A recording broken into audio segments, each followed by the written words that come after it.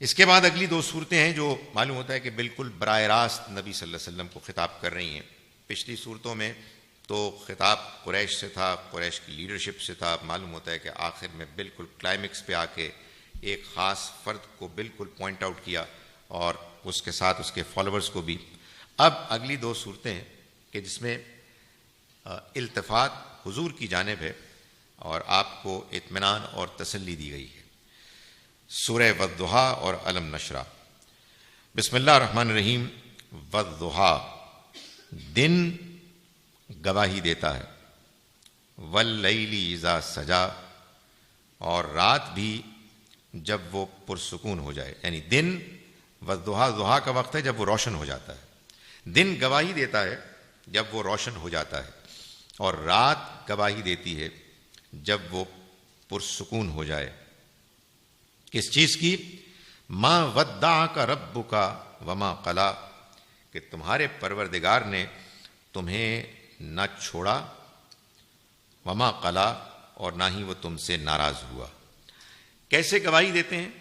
یعنی یہ دن اور رات، یہ دونوں انسان کی ضرورت کو پورا کرنے کے لیے ایک اہم رول ادا کرتے ہیں الگ الگ.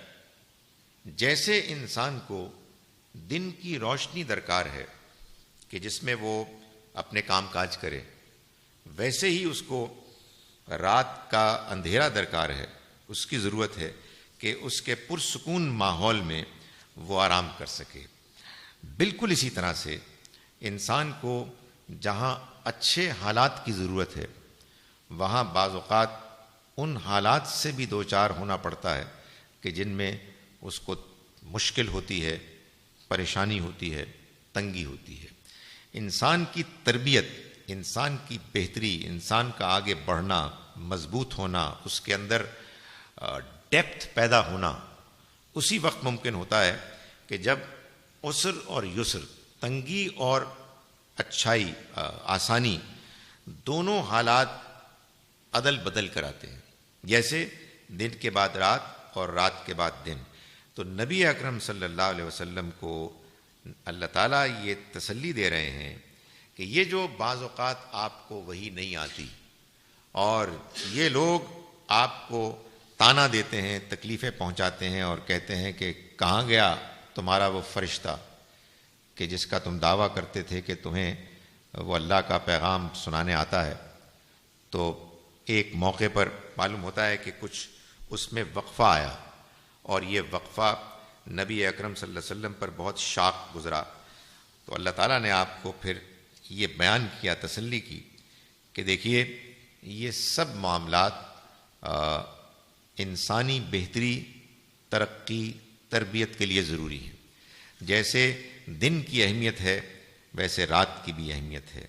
اسی طرح سے جیسے وہ موقع بڑے اہم ہوتے ہیں کہ جب آپ کو کچھ مل رہا ہوتا ہے، آپ کے رب کی طرف سے آپ کو وحی آ رہی ہوتی ہے، وہ موقع بھی بڑے اہم ہیں کہ جب ایسا نہیں ہوتا. اس لیے کہ اس کے نتیجے میں انسان کے اندر اس کی طلب پیدا ہوتی ہے، اس کی خواہش پیدا ہوتی ہے. یہ جو آپ کے ساتھ ہوا ہے ایسا نہیں ہے. ما ودعک ربک وما قلی، آپ کے رب نے نہ آپ کو چھوڑا اور نہ ہی وہ آپ سے ناراض ہوا. وَلَلْآخِرَةُ خَيْرٌ لَكَ مِنَ الْأُولَىٰ، اور آخرت یعنی جو آنے والا زمانہ ہے، خیر لک، وہ آپ کے لیے کہیں بہتر ہوگا، من الاولیٰ، گزرے ہوئے زمانے کے مقابلے میں، پچھلے دنوں کے مقابلے میں.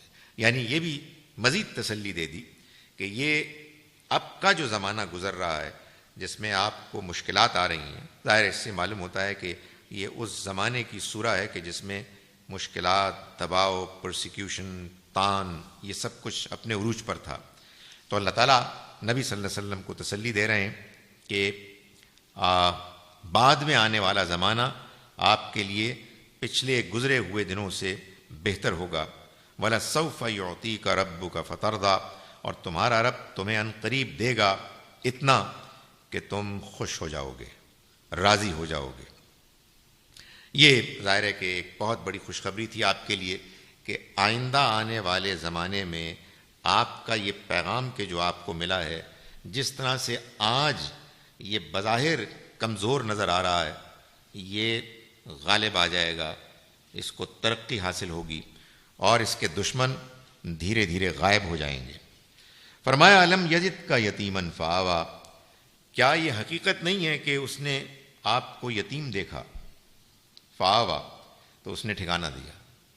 یہ ظاہر ہے کہ آپ کے بچپن کا جو زمانہ ہے اس کی طرف اشارہ ہے کہ آپ پیدا ہوئے تو آپ کے والد محترم اس سے پہلے فوت ہو چکے تھے، تو آپ یتیم پیدا ہوئے، لیکن اللہ تعالیٰ نے پہلے دادا اور پھر چچا کے ذریعے سے آپ کو وہ ماحول فراہم کیا کہ جس میں یتیم ہونے کے باوجود آپ کو ٹھکانہ ملا اور عزت کے ساتھ بچپن میں آپ کی پرورش ہوئی اور آپ اس معاشرے ماحول میں رہے جہاں یتیموں کو عام طور پر کوئی پوچھتا نہیں تھا۔ وَوَجَدَكَ ضَالًّا فَهَدَىٰ، اور کیا راستہ ڈھونڈتے ہوئے تم کو نہیں دیکھا تو اس نے راستہ دکھایا۔ یہ جو ضالًا ہے یہ بھٹکنا بھی اس کا مطلب ہوتا ہے، لیکن اگر سیاق میں اس کی گنجائش ہو تو اس سے مراد یہ بھی ہوتی ہے کہ آپ ہدایت کو تلاش کر رہے ہیں، جس کو آپ کہتے ہیں نا جویائے راہ، راستے کا تلاش کرنے والا، راستے کو ڈھونڈنے والا۔ تو کیا اس نے آپ کو نہ پایا راستے کا تلاش کرنے والا تو اس نے ہدایت دی؟ یہ معلوم ہوتا ہے کہ عرب کے اس ماحول میں کہ جہاں شرک کا گھٹا ٹوپ اندھیرا تھا اور بہت سی اخلاقی برائیاں تھیں، اس میں بعض ایسے اچھے لوگ بھی تھے کہ جن کو حنیفی کہا جاتا تھا، جو ایک اللہ کو مانتے اور اخلاقی طور پر اپنے آپ کو برائی سے دور رکھتے۔ ان میں سب سے زیادہ نمایاں نبی اکرم صلی اللہ علیہ وسلم خود تھے۔ اس دور میں اگرچہ کہ موٹی موٹی بات تو سمجھ میں آ جاتی، اللہ ایک ہے، کچھ ہونے بھی والا ہے، ایسے تو نہیں ہو سکتا کہ دنیا یوں ہی رہے، اچھائی اچھائی ہے، برائی برائی ہے، لیکن ایک تلاش رہتی کہ اس کی آخری کنفرمیشن چاہیے، اس کی تفصیلات چاہیے، اور اچھائی اور برائی موٹی موٹی تو معلوم ہے، لیکن اس کی مزید تفصیلات کیا ہیں؟ وہ زندگی کے وہ گوشے کہ جو اللہ کی رہنمائی اور براہ راست اس کی شریعت کے علم کے بغیر آدمی غیر واضح رہتا ہے، ان میں بھی وضاحت ہو۔ تو دوسرے لوگوں کو بھی اسی کی تلاش تھی، لیکن سب سے زیادہ تلاش اس کی نبی صلی اللہ علیہ وسلم کو تھی۔ تو اللہ تعالیٰ نے یہ اپنا احسان جتلایا، یہ فرمایا کہ کیا اس نے نہیں پایا آپ کو حق کا متلاشی، راستہ ڈھونڈنے والا، تو اس نے ہدایت دی۔ وَوَجَدَكَ عَائِلًا فَأَغْنَىٰ، اور کیا اس نے نہ پایا محتاج تو اس نے غنی کر دیا۔ اب یہ دیکھیے، یہ قرآن کو سمجھنے کی، اپریشیٹ کرنے کی کا ایک نقطہ ہے۔ جو بات شروع ہوئی تھی کہ الم یجد کا یتیمن فآوا، یعنی یتیمی سے بات شروع ہوئی تھی، اس کے بعد آپ کو جو ہدایت ملی دین کی اس کا ذکر آیا، اس کے بعد پھر آپ کو محتاجی کا ذکر پھر آئے گا، تو یہ معلوم ہوتا ہے کہ بات کچھ بڑھ رہی تھی واپس آ گئی ہے نا۔ یہ یتیم، پھر ہدایت، اور پھر محتاج، it's not flowing in the right direction۔ سو اصل بات کیا ہے کہ بعض اوقات بعض الفاظ ہیں کہ جو بعض مفاہیم میں زیادہ مشہور ہو جاتے ہیں، لیکن ان کے اور مطلب بھی ہوتے ہیں جو سیاق میں اگر گنجائش ہو تو وہی مراد لیے جانے چاہیے۔ جس کو آپ کہتے ہیں محتاجی، وہ مادی بھی ہوتی ہے اور وہ روحانی بھی ہوتی ہے۔ یعنی نبی اکرم صلی اللہ علیہ وسلم کے اندر جو ایک احتیاج تھی، وہ اصل میں یہ دوسری نوعیت کی تھی۔ یعنی آپ محتاج تھے، ضرورت مند تھے، بے تاب تھے کہ آپ کو شرح صدر ملے، آپ کو کانفیڈنس ملے، آپ کو اللہ کی طرف سے اطمینان ملے۔ تو فرمایا کہ ہم نے آپ کو غنی کر دیا، بے نیاز کر دیا۔ فَأَمَّا الْيَتِيمَ فَلَا تَقْهَرْ، تو اس لیے therefore، چنانچہ امل یتیم، جہاں تک یتیم کا تعلق ہے، فلا تنہر فلا تقہر، تو آپ اس کو نہ دبائیے. یعنی پیچھے تھا نا کہ ہم نے آپ کو یتیم پایا تو آپ کو ہم نے ٹھکانہ دیا، تو اب آپ جب اب پل بڑھ کر یہاں تک پہنچے ہیں تو اب آپ کو یہ کرنا ہے کہ یتیم کو نہ دبائیں.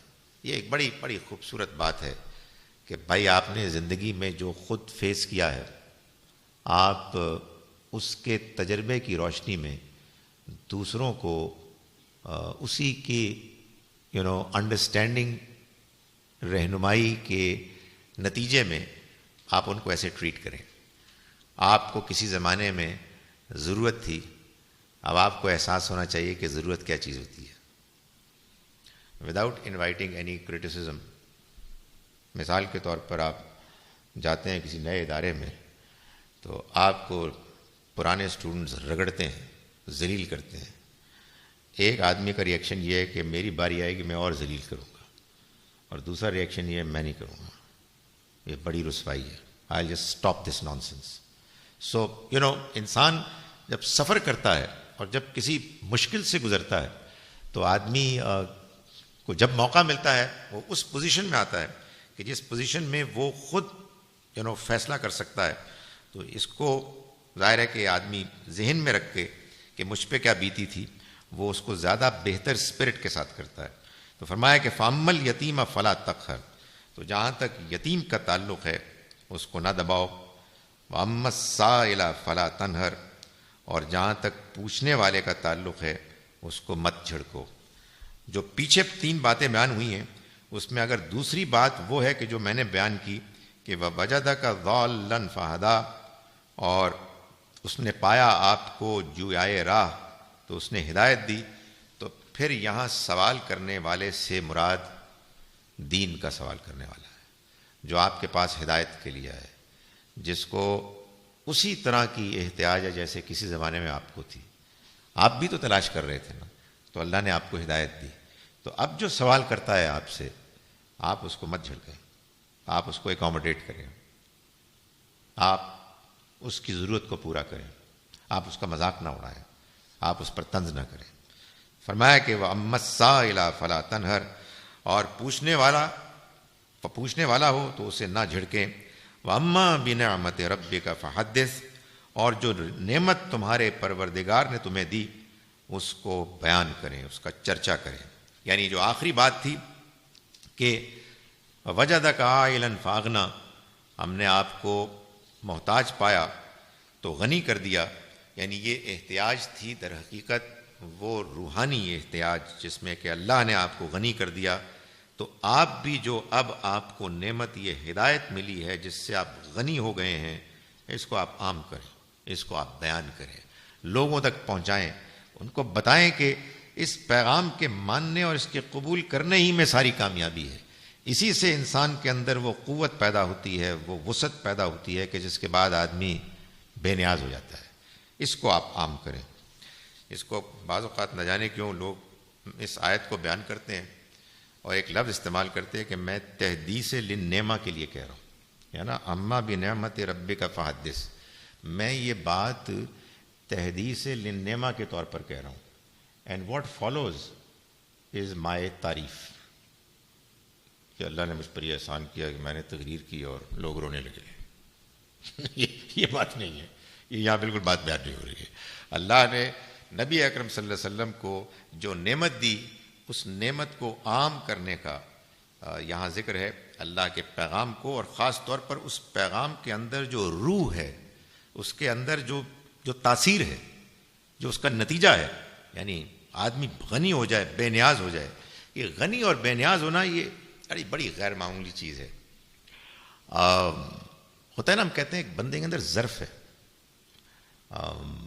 آدمی جب اللہ کے پیغام کو ایبزارب کر لیتا ہے تو اگر حقیقت میں اس نے کر لیا ہے تو وہ آدمی گھٹیا نہیں ہو سکتا، وہ آدمی دوسروں کو ذلیل کرنے والا نہیں ہو سکتا، وہ آدمی یعنی انسانیت میں بہت بلند ہوگا، اور اسے دوسروں کی تکلیف سے، چاہے وہ فزیکل ہو چاہے وہ مینٹل ہو، اس سے تکلیف ہوگی، وہ طنز نہیں کرے گا، وہ ذلیل نہیں کرے گا. سو یہ اصل میں وہ غنا ہے. یہ جو دین اللہ کے پیغام سے انسان کے اندر ایک وسعت پیدا ہوتی ہے، ایک کردار کی عظمت، پختگی اور رفت پیدا ہوتی ہے، یہ اس کو بیان کیا گیا.